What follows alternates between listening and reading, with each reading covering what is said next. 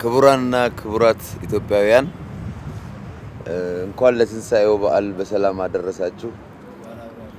በተለያየ ሁኔታ ውስጥ የምትገኙ የክርስትና እምነት ተከታዮች በአገር ውስጥም በውጭም በህመም ሆናችሁ በአልጋ ላይ በማረሚያ ቤት ሆናችሁ በተለያየ ሁኔታ በጎዳና ላይ ሆናችሁ ይህንን ቀን የምታሳልፉ የትንሳኤው ትርጉም በህይወታችሁ ውስጥ ይገለጥ። እንኳን አደረሳችሁ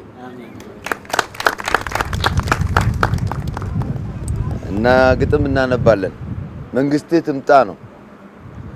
ሆዴንም ሞላኸው የዳቦ ዛፍ ሆንከኝ፣ አባት ልሁን አልከኝ በኩር ልጅ አረከኝ፣ ፍቅር አስተማርከኝ መስቀል ላይ ዋልክልኝ፣ ለሁሉም ችሮታህ ምስጋናን ሰጠኸኝ፣ መቼ እንደ ሰው ህግ ብድር መልስ አልከኝ።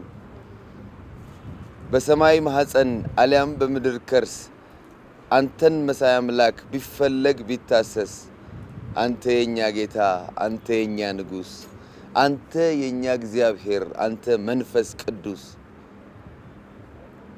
የተፈጥሮ አይነት ባንተ አምሳል የሆነው ባንተ አስተምህሮ አምላክ ሆኜ የማውቀው ከዙፋንህ ወርደህ ሰው የሆንክለት ነው። አንተ ምሉእ አምላክ እኔ ፍጹም ያለ አንተ ህላዌ ብቻዬን የማልቆም፣ ራስህን አይተህ እኔን የፈጠርከው ሳላይህ እንዳምንህ በብርሃን ፍቅርህ እኔን ያጠመቅከው በተዋህዶ ወይን ስትሞላኝ እኮ ነው። ይሄ የእምነት ወይን በደም ስሬ የሞላው በበቃሁኝ ጊዜ ስጋዬን ለማጠብ ደምህ የሚሆን ነው። ፍቅርህ አይለካም በእንቁና በወርቅ የጌቶች ጌታ ነህ የረቂቆች ረቂቅ። ላከብርህ ተነሳሁ እኔም በአዲስ ቅኔ፣ ቅኔውም ካንተ ነው አይደለም ከእኔ። አንተው ነህ ጥላዬ ዞሮ መግቢያ ቤቴ፣ ዓለም ስትከሰኝ ቀዳሚ ከፊቴ። መንግስትህ ትምጣልኝ ናፈከኝ አባቴ።